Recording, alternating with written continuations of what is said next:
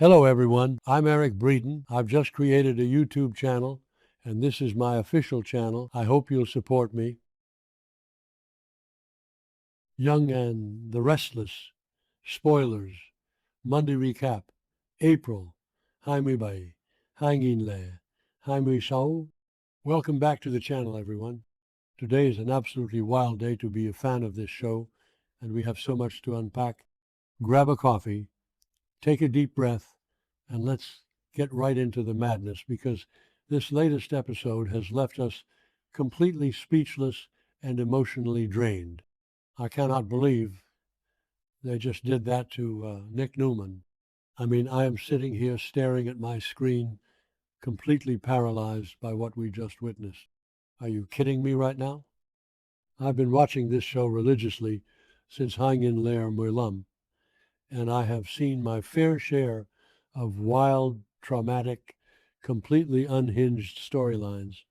But this is on a whole different level of cruel. I am genuinely shaking just thinking about it. We all knew Matt Clark was a monster, but I don't think any of us were prepared for the sheer level of psychological and physical torture he just unleashed on the Newman family. I think addiction against him like this, it is so incredibly dark, and I am half celebrating the incredible acting and half complaining about the absolute misery they are putting my favorite characters through. Let's just jump right into that car scene, because my heart was literally pounding out of my chest. Nick and Adam are racing through the desert in Las Vegas, desperately trying to find the abandoned gas station where Matt is holding Sharon and Noah hostage. And Nick is just falling apart. You can see the sweat on his forehead, the absolute agony in his body, because his leg is killing him and the withdrawal is kicking in. But he is trying so hard to hold it together for Sharon and Noah, because that is who Nick is, right? He's the protector. He's the golden boy who will literally walk through fire for his family. But he is broken right now. And the writers have done such a painfully good job showing how this addiction has completely stripped him of his usual strength. But then Adam does something that made me scream at my television. He looks at his brother, sees him writhing in pain, and he actually tells him to take the pills. You obviously need it. Take it. I mean, what was Adam thinking? I know. Some people are defending Adam in the forums right now. I know some fans are saying Adam was just being practical because they needed Nick to be functional, to save Sharon and Noah. And part of me gets it. Like, they are walking into a hostage situation with a literal psychopath. You can't have one of your guys going into severe withdrawal. But still, you don't tell an addict to take the drugs. Wait, I'm getting ahead of myself. I need to calm down. Let's look at it from Adam's perspective. He is panicked. He is terrified for his family. He just wants his brother to push through the pain for one more hour so they can get the job done. So Nick takes the pills. He takes the very pills that we, the audience, know are tainted, because Matt Clark is a sick, twisted demon from hell who purposely planted a poisoned batch of drugs in that storage unit, knowing Nick would steal them. And every single second after Nick swallowed those pills felt like a ticking time bomb. I was literally gripping the edges of my couch, just waiting for the drop. The tension was masterful. I'll give the writers that. But I am so mad at how inevitable it felt. Remember when they tried a similar dark addiction storyline years ago? Yeah, didn't work then either, because it just hurts too much to see legacy characters reduced to this. But Joshua Morrow's acting, incredible. Give the man his Emmy right now. Okay, back to the point. They finally pull up to the abandoned gas station. The atmosphere is so creepy, so desolate. It's the perfect horror movie setting for Matt Clark's sick game. Nick and Adam burst in, and there are Sharon and Noah, chained up, terrified, looking like they haven't slept in days. And for one brief, fleeting second, you think, oh, thank God, the boys are here, the rescue is happening. You feel that rush of adrenaline. Adam starts rushing over to unchain them. Nick is standing there, trying to process the fact that his family is safe, and then Nick collapses.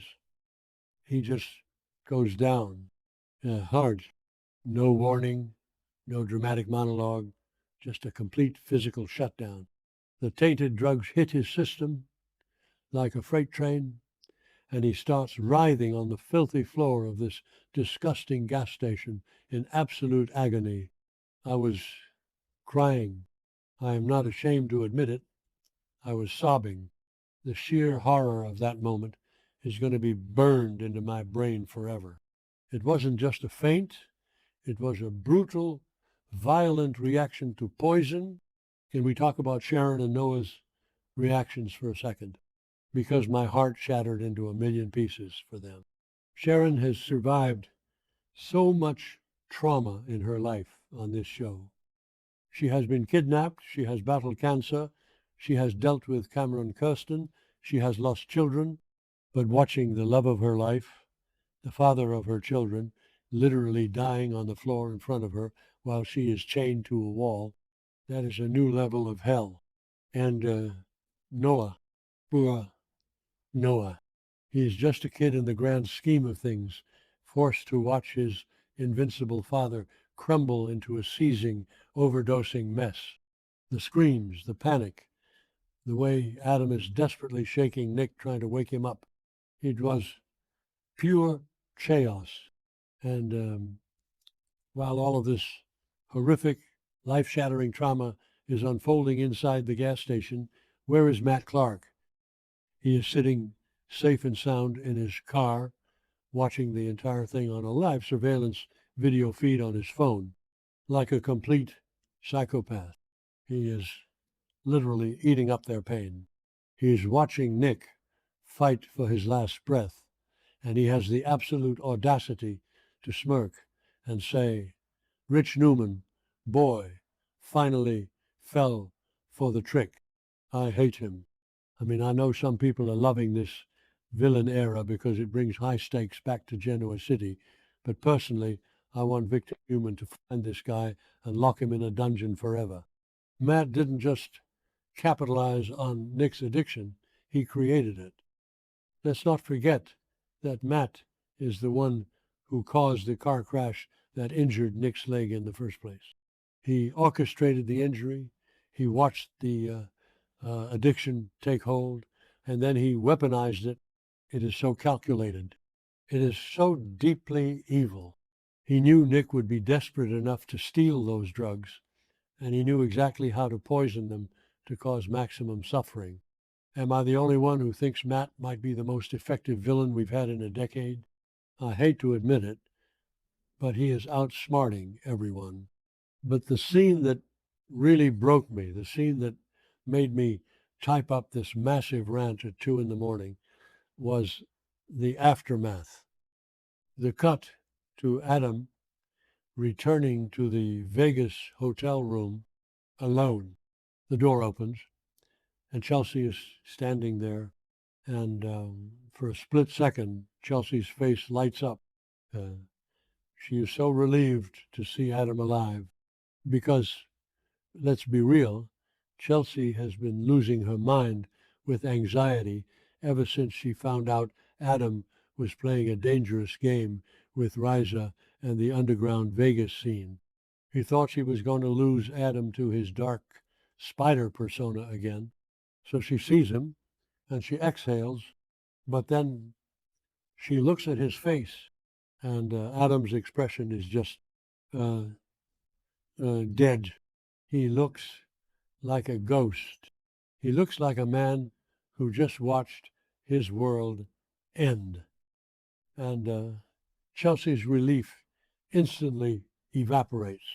You can see the panic rising in her eyes as she looks behind him into the empty hallway and realizes Nick isn't there. Where is he? she asks. And the silence before Adam answers, deafening. Adam has to stand there, looking at the woman he loves, and confess that his brother is in the hospital in critical condition. He has to say the words out loud. Nick overdosed. Nick might die. And you know what the worst part is? You can see the crushing weight of guilt settling onto Adam's shoulders because Adam knows, Adam knows that he is the one who looked Nick in the eye in that car and said, take the pill. How is Adam ever going to forgive himself for that? Yes, Matt Clark poisoned the drugs. Yes, Matt Clark is the villain, but Adam enabled it in that crucial moment. Adam gave him the green light to take a lethal dose of poison. The psychological fallout from this is going to be massive. The writers are setting up an epic redemption and revenge arc for Adam, and I am honestly here for it. If there is one thing we know about Adam Newman, it is that when he feels guilty, he turns that guilt into absolute rage. I am predicting it right now. Adam is going to go full spider mode to hunt down Matt Clark. He's going to drop every ounce of morality he has been trying to build up with Chelsea, and he is going to become the monster he needs to be to destroy Matt. And honestly, I want him to do it. Matt deserves whatever dark, twisted vengeance Adam comes up with. But what is this going to do to Adam and Chelsea's relationship? Chelsea just got him back from the brink, and now he is going to dive headfirst into a murderous revenge plot. I am dreading the inevitable Chatham angst that is coming our way. And what about Nick? Is he going to survive? I mean, logically, yes. It's Nick Newman. Joshua Morrow isn't going anywhere. But the physical and mental recovery from this, it's going to take months, maybe years in soap opera time. Sharon is going to be by his bedside, and this is probably going to be the catalyst that finally pushes them to reunite permanently. Because nothing says true love on a soap opera quite like bonding over near-death trauma and shared PTSD. I just want them to be happy for 5 minutes. Is that too much to ask? I am so emotionally exhausted by this show, but I can't look away. I kind of hate that they made Nick an addict, but the execution of this gas station scene was undeniable television. The stakes haven't been this high in years. We could be with a villain who is actually winning, a legacy hero fighting for his life on a ventilator, and the black sheep brother ready to burn the world down in revenge. I'm going to need a support group to get through next week's episodes. Let me know in the comments if you guys are as wrecked as I am right now, because I seriously need to know I'm not alone in this emotional roller coaster